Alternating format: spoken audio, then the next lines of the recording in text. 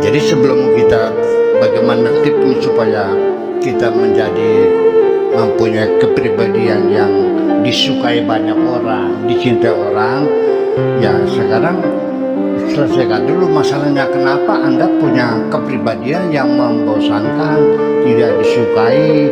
Kenapa orang tidak suka kepada Anda? Apa salahnya?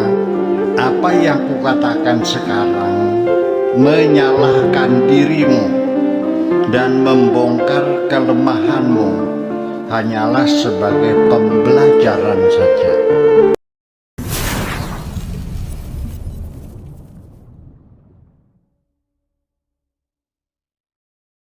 Oke, kita kembali lagi ke virtual kalau begitu. Di sana ada Pak Ismun di Kudus. Silakan Pak Ismun di Kudus, hal yang mau disampaikan ke Buya Syakur dari kajian malam hari ini, silakan. Assalamualaikum warahmatullahi wabarakatuh. Waalaikumsalam warahmatullahi wabarakatuh. Yang ingin saya tanyakan pada malam kali ini, seperti yang penandasan seperti yang Pak Akar tanyakan tadi tentang sikap kita sebagai, misalnya saya ini orang benar dan dikucilkan oleh masyarakat, tidak seperti yang pada umumnya itu yang punya tentara banyak gitu. Nah, saya mohon tipsnya supaya kita masih bisa membaur dalam masyarakat. Baik. Ya. Padahal kita posisinya benar, Bu ya. Oleh masyarakat. Iya, padahal kita posisinya benar Ya, begitu. mungkin ini sama dengan materi saja kita. Iya. Punya kepribadian yang tidak disukai orang, membosankan. Ya, jadi sebelum kita bagaimana tipnya supaya kita mempunyai kepribadian yang disukai banyak orang, dicintai orang, ya sekarang selesaikan dulu masalahnya. Kenapa Anda punya kepribadian yang membosankan, tidak disukai? Kenapa orang tidak suka kepada Anda? Apa salahnya? Nah, di sini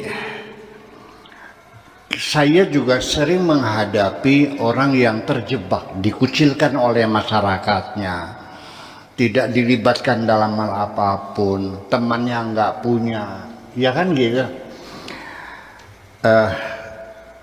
Untuk menegurnya susah. Pada umumnya pasti tersinggung, ngejak berantem sama saya, ngejak berkelahi. Iya. Dan ujung-ujungnya mengatakan jangan menggurui saya. Mondoknya pirang tahun sirane. Itu biasa. Sekolahmu sampai di mana? Setiap saya menegur orang yang seperti itu, ya, yang saya lemparkan batu kerikil, bebaliknya sebesar kelapa. Ya, feedbacknya itu. Makanya ingin saya bacakan dulu di halaman 3. Apa yang kukatakan sekarang menyalahkan dirimu dan membongkar kelemahanmu hanyalah sebagai pembelajaran saja. Selanjutnya harus engkau lakukan sendiri, yaitu dengan harus berani menyalahkan dirimu sendiri. Ya, jadi di situ kesulitannya adalah ketika kita ada yang menegur, memberitahukan, itu sulit mengiyakan. Oh enggak kok, saya enggak begitu kok. Anda ini sombong, makanya Anda itu tidak dicintai masyarakat itu karena Anda sombong. Yo, saya tidak sombong kok. Saya kan santun, saya kan lemah lembut. Jadi nggak sadar. Dikasih contoh juga sadar. Nah, salah satu dalam kita berkomunikasi yang menyebabkan orang jadi tidak suka berbincang-bincang dengan kamu, ngobrol, karena mereka membosankan. Yang kau ceritakan itu aja. Kamu banyak bercerita tentang dirimu sendiri, tidak pernah menanya orang lain. Orang lain juga perlu ditanya dong, apa kabar, sehat, Gimana anak-anak di rumah? Ya sekarang udah lulus belum sekolahnya? Orang juga pengen ditanya, jangan kau cerita sendiri. Iya. Ini gagal kita dalam berkomunikasi. Aku tidak ingin mendengarkan ceritamu, aku juga pengen kamu nanya. Iya.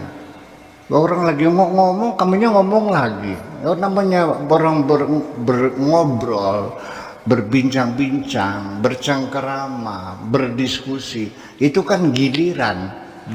Kalau yang ini ngomong, yang ini diem. Kalau ini ngomong, ininya Diam. kalau dua-duanya ngomong bertengkar namanya.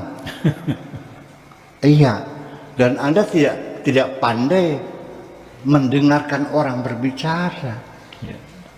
Banyak sekali orang di sekitar saya, ketika dia sedang berbincang-bincang, bercengkerama, dia tidak pernah mendengarkan apa yang dikatakan teman bicaranya kok. Iya, iya. Dia berbicara, menyampaikan argumentasi. Ketika berbicara menyampaikan bantahan, dia tidak mendengarkan, dia memikirkan bantahan. Jujur aja nih, betul nggak begitu?